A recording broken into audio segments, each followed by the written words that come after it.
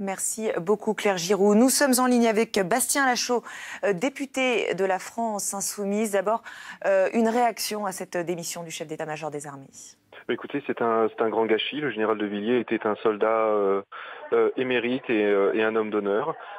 Clairement, le gouvernement n'a pas été à la hauteur parce que le président de la République n'a pas accepté que le général de Villiers présente devant les parlementaires son avis sur l'état de l'armée et du budget.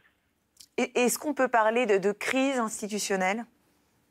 Écoutez, on est dans la logique du président de rabaisser le Parlement parce que il a quand même osé comparer une commission de la défense de l'Assemblée nationale de place publique où il aurait été indigne pour le général de venir s'exprimer. Écoutez, c'est un vrai problème ce rabaissement du parlementarisme et ce qui conduit à la démission du chef d'état-major des armées, fait inédit dans la Ve République. Le chef de l'État n'avait pas le droit, entre guillemets, de dire que le chef d'état-major des armées ne pouvait pas étaler ses critiques sur la place publique ? Écoutez, il ne l'a pas fait sur la place publique, il l'a fait devant une commission parlementaire. Le Parlement est l'instance institutionnelle qui vote les budgets et donc nous avions en tant que députés le droit d'avoir l'avis du chef d'état-major des armées sur ce budget. Ce budget et d'ailleurs ces baisses de budget que nous n'allons même pas voter. C'est-à-dire que le gouvernement va décider de supprimer plus de 800 millions d'euros sur les armées, 4,5 milliards au total sans demander l'avis du Parlement. D'un point de vue plus politique, comment qualifiez-vous cette première crise au sein du gouvernement ? Écoutez, c'est la démonstration de l'échec des méthodes autoritaires d'Emmanuel Macron. Il a trouvé quelqu'un qui s'opposait à lui et qui refusait de céder à ses coups de force. Est-ce que la France Insoumise va publier, adopter une position commune sur le sujet ? Écoutez, nous allons nous réunir et en discuter. Mais c'est possible, oui. Quand est-ce que vous allez vous réunir et en discuter ? Écoutez, je ne sais pas. Nous allons voir. Écoutez, l'information est de ce matin. Nous sommes en pleine bataille sur la loi de moralisation politique également au sein de l'Assemblée. Donc nous allons avoir une opinion là-dessus, sans aucun doute. Jean-Luc Mélenchon a appelé cette semaine à une manifestation au mois de septembre contre la loi travail. Aujourd'hui, on constate que le premier couac gouvernemental concerne les armées. Est-ce que vous pensez que cela pourrait faire tache d'huile ?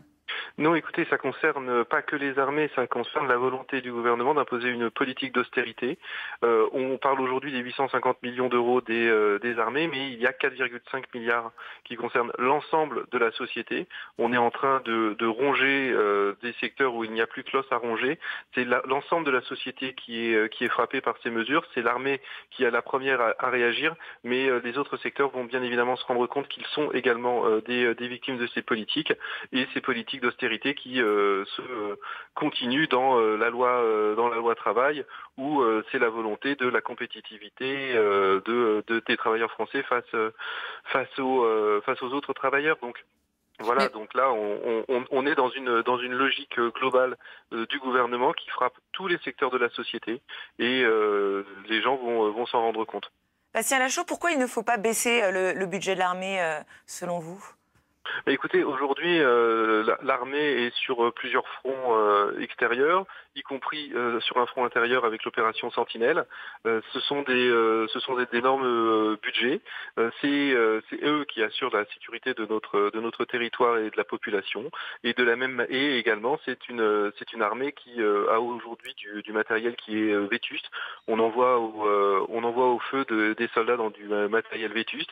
Il est urgent de le rénover et de s'en donner les moyens.